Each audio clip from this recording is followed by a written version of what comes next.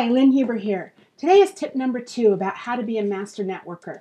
I'm going to be giving you 8 tips this week, one each day, and today is number 2. So when you want to become a professional networker, when you want to build your business and you want to expand your business, remember your net worth is equal to your network. So you want to have a very, very large network. Yesterday we talked about tip number 1, showing up. Today, tip number 2 is be prepared. Yesterday we talked about showing up and how you're going to start attending events, both online and offline, especially offline events. And when you do that, you need to be prepared. One of the classic blunders that I see a lot of people make as I go out and I attend events is they don't have business cards. They're not keeping track of the people they meet, and they don't show up with a plan or a purpose of what they're going to do at this event. They just kind of show up, but they're missing out on a lot of networking. So let's talk about this. With physical events, when you show up and you attend a seminar or a mastermind or whatever, if you don't have your business card, and you know, some people these days don't believe in business cards because they think they're old school, but I don't agree. I think that's wrong because many times when you meet people, you only have a few seconds to capture their attention. Here's one of the business cards I use right here. I don't know if you can, yeah, there you go. You can see it. It's very unique. It's kind of a Google search. It looks like a Google search, and it's really unique looking, and when people see it, they go, wow, that's interesting. I actually stole this idea from a good friend of mine. But then you become the person that has a really unique looking business card. And I've been to events where people have come up to me only because they've heard that I had a card that was cool and they wanted to get it. So you have to have a business card, and you want to stand out from the crowd.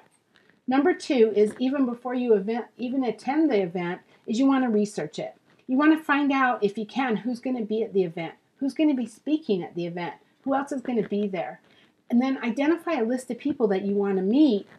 And if you know that there are certain people from your industry there, start friending people on Facebook and get to know them even before the event. It really comes a long way when you meet them in person. And then the last thing about being prepared, and this is really important, you need to have a system where you're keeping track of everyone that you meet. In the old days, I used to do that with the Franklin Day Planner. And you could do it with a notebook, or you could do it digitally. There's a lot of CRM systems out there. In fact, you can even do it in your Gmail account, in your contact manager on Gmail.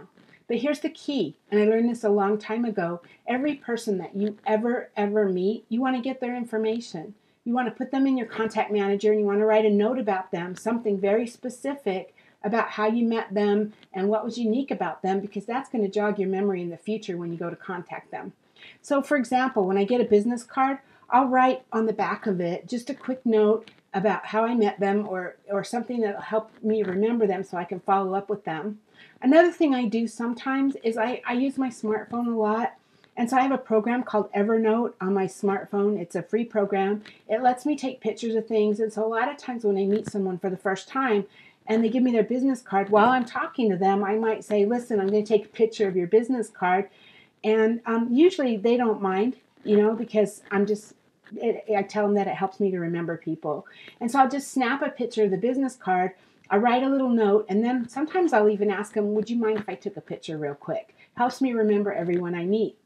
And most times people are okay with that, and I don't do it all the time. It just really depends on the situation and how much time I have.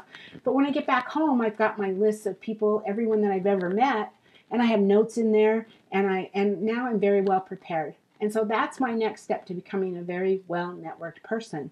So that's tip number 2. I'm really excited to share the rest of the tips with you. What I'm teaching you here has really helped me a lot to build a big, well-connected networking business, and I hope you'll take these tips really seriously. I'll be back tomorrow with tip number 3, and as always, take massive action in your business. This is Lynn Huber, and thanks for spending a few minutes with me today, and I will see you tomorrow. Have a great day.